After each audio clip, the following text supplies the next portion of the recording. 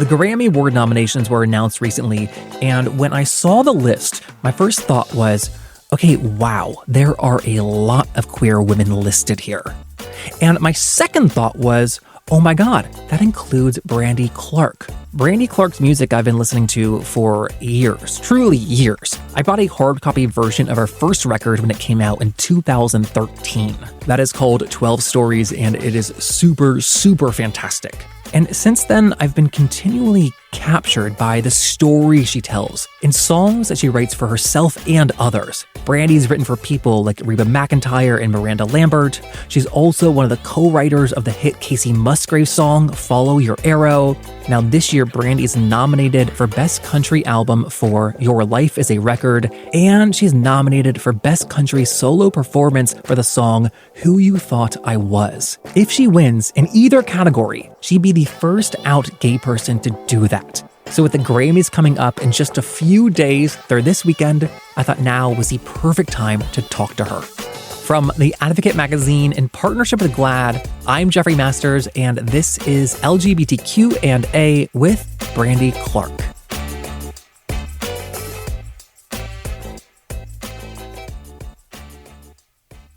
So I think that we have this idea of the country music world as not being a queer-friendly place. Before you even started working in Nashville, did you also have that assumption? I did. I didn't realize that I was gay until after I had moved to Nashville. I was kind of a late bloomer. But I definitely, once I had that realization, thought that it would make it so that I wouldn't have at least an artist career. I thought I could, be a songwriter. I knew plenty of gay songwriters. But I definitely, I had it in my head that being gay and being in country music those two things could not coexist, is what I thought. Well, until very recently, there were very few openly gay country music artists to disprove that thought. Yeah, no, you're right. And I thank God for people like Katie Lang, Shelley Wright, Ty Herndon. When Ty or Shelley, when they came out of the closet, I think people in the industry probably saw it as, career suicide there. The great thing for me was there was no career suicide to commit because I was already out of the closet. So whatever happened for me once I became an artist, it was icing on the cake. There was nothing to hide.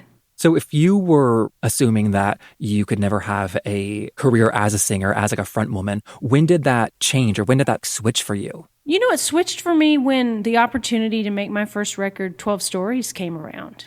I was writing songs and starting to get songs recorded, and a couple of managers approached me about me making a record. And I remember at the time being really nervous to tell them that I was gay because I thought that would be the end of our journey together.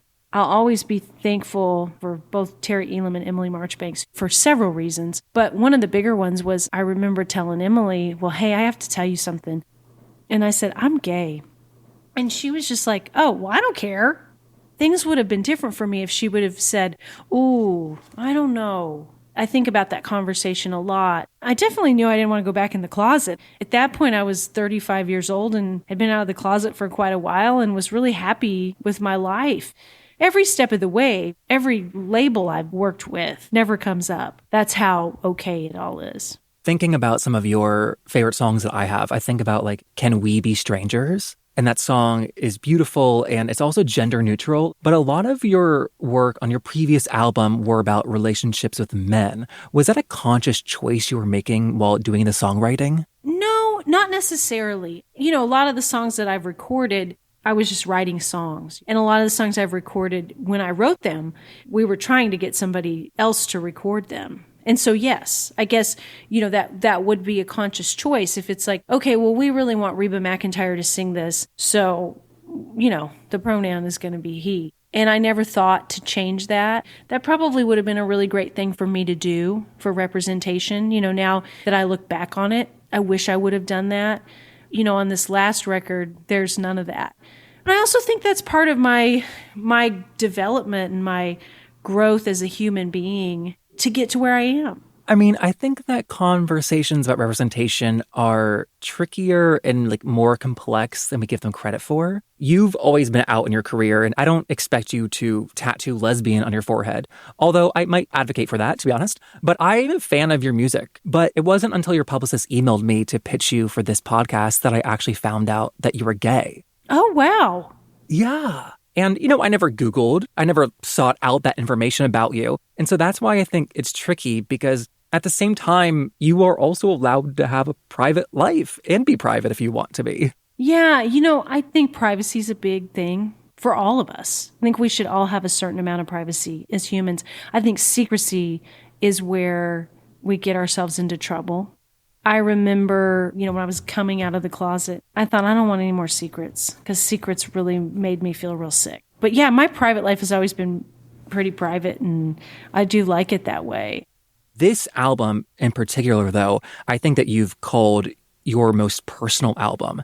Does it feel like with this album you are exposing a new piece of yourself? 100%. And I didn't realize that's what I was doing in the process. Like in the process of writing these songs, I went through the breakup of a 15-year relationship. So there's a lot of that in those songs. And, sometimes when you're writing, it's better for me to just go in and write songs and not think too much. And what usually happens is one song starts to resonate with me, with management, with label.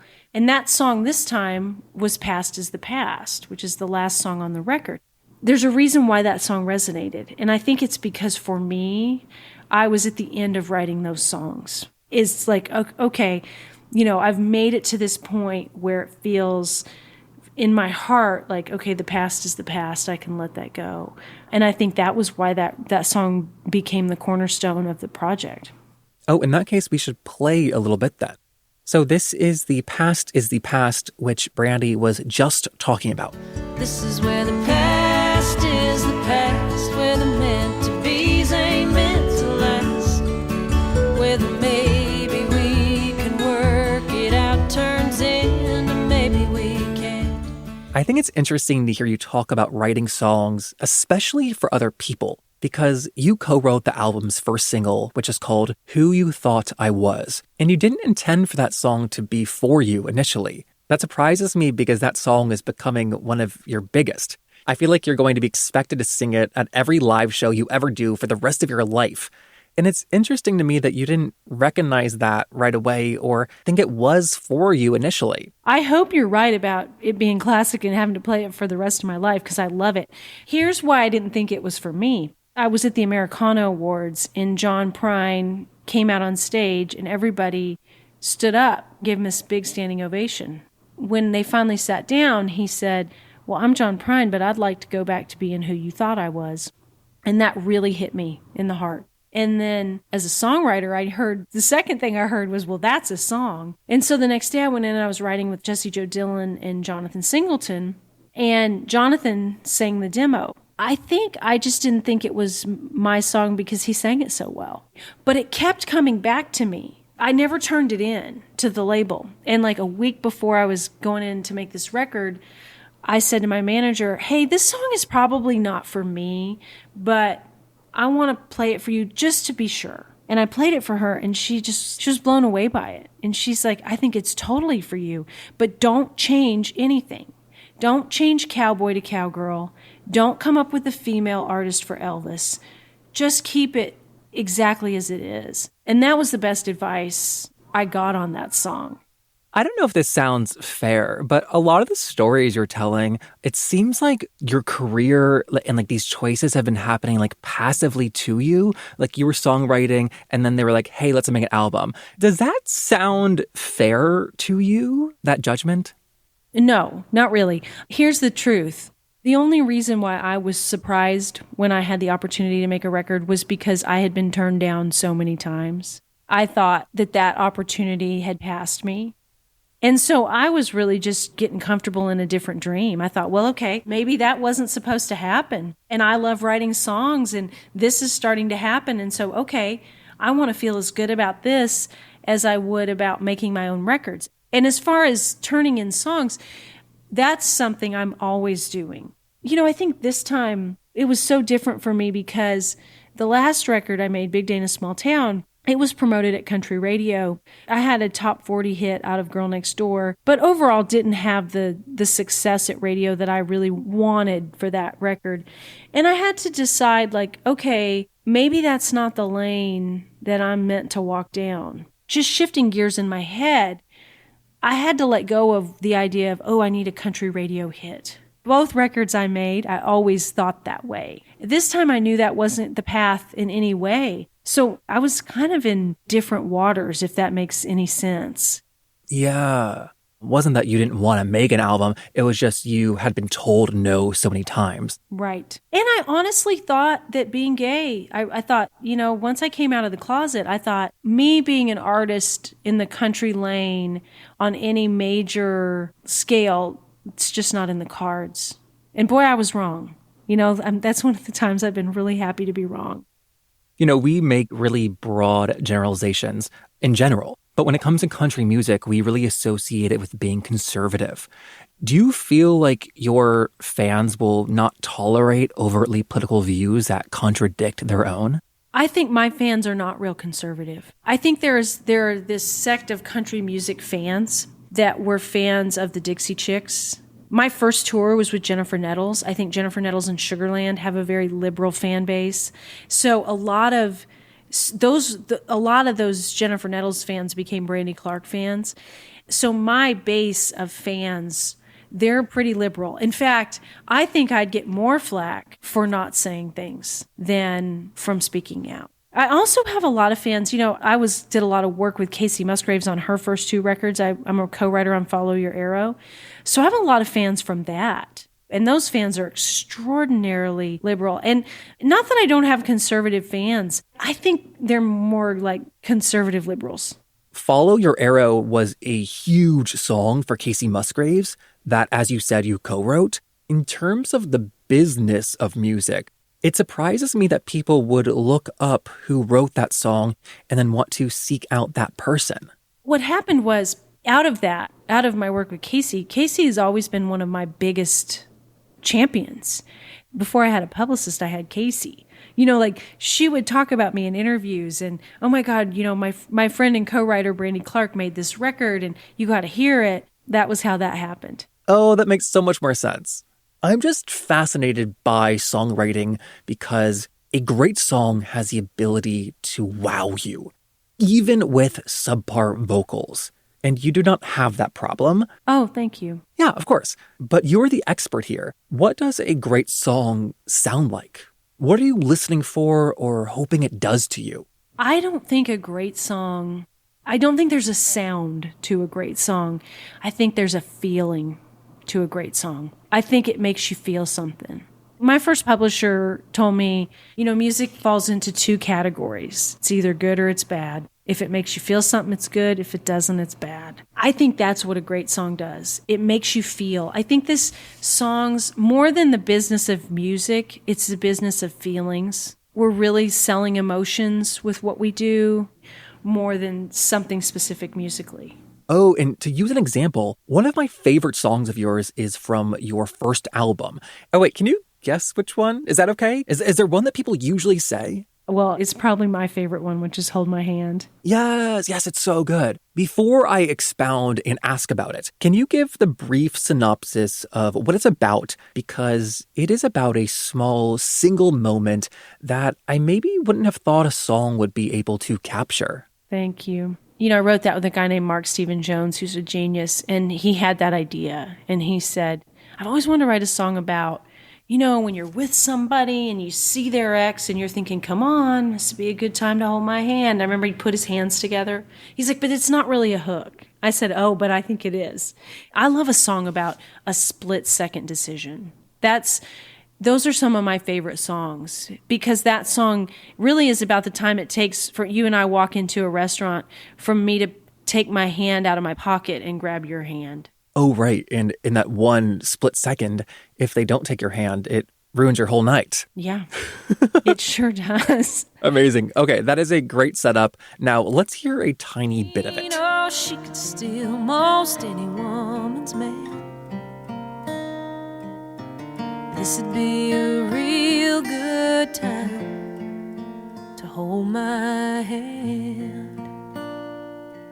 So what you were saying about songs making you feel something, it made me think about that song because Hold My Hand is simple and beautiful, but also simple can be an insult. So how do you find the balance between simple in a good way and not too simple?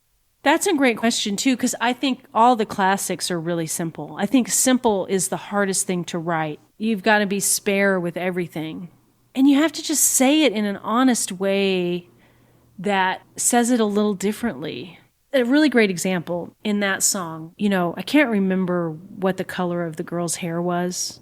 It ended up being raven as the color. And I said, man, I wish that first word was something, you're not used to hearing. And Mark said raven. I knew exactly what that meant. He was coming up with another way to say black. Raven is the color of her long curly hair. Just little things like that, I think makes simple really work. I see. And so with this example, your co-writer tells you this idea about like that moment when you're waiting for the person to grab your hand in a new relationship. If that's step one in the songwriting process, like what is step two? I think step two, if you're co-writing, is to get on the same page. I mean, I remember he was wanting the singer to sort of tear down the woman, the ex. He said, because that's how you girls are. And I said, really? Do you want to know what she's really thinking when she's saying that anything other than she's beautiful? And Mark's like, yeah, you tell me, And I said, she's thinking, oh my God, that's one of the most beautiful women I've ever seen. And he's probably still in love with her. And he sat back. It was like he got it. And he basically just spat out that first verse. Just boom. And I think that's the art and the pleasure of collaboration, is to have somebody make you see something from a different angle.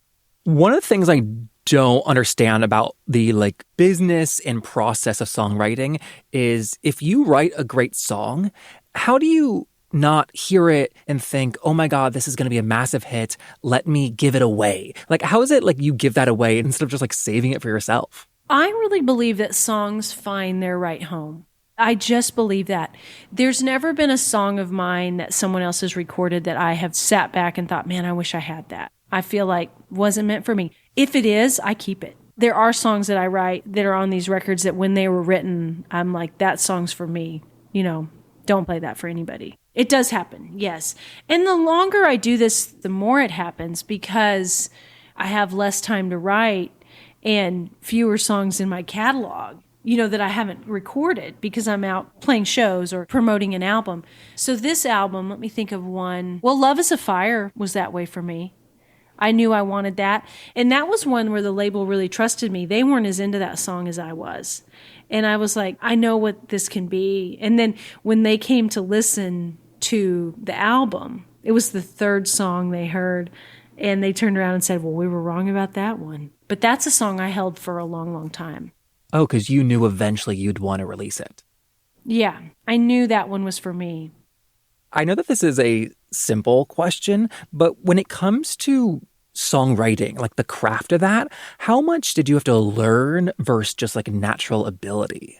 Wow, I don't know. I mean, I feel like I've learned it all. And that it's not natural ability. But the truth is there is natural ability in there. There are things that I do instinctively. I've always been told that my phrasing is really good. When I first moved to Nashville, before I knew where the bar was, before I knew, and by the bar, I mean not the bar down the street, but the bar you're trying to hit as a songwriter, I was told, well, your natural phrasing is really good. I can always make a line sing. That is instinctive to me. The rest of it, I really learned. And has it always been just about your songwriting? I wonder about the vocal component to it, because you have this crystal clear voice. There is this clarity to it that I think is so recognizable. And we just haven't talked about that at all. Thank you. Yeah, I worked really hard at that. For the first part of my time in Nashville, I worked harder on that than songwriting. It wasn't until after I started to see, oh, maybe this artist part isn't going to happen for me. I always loved writing songs and I worked at it hard.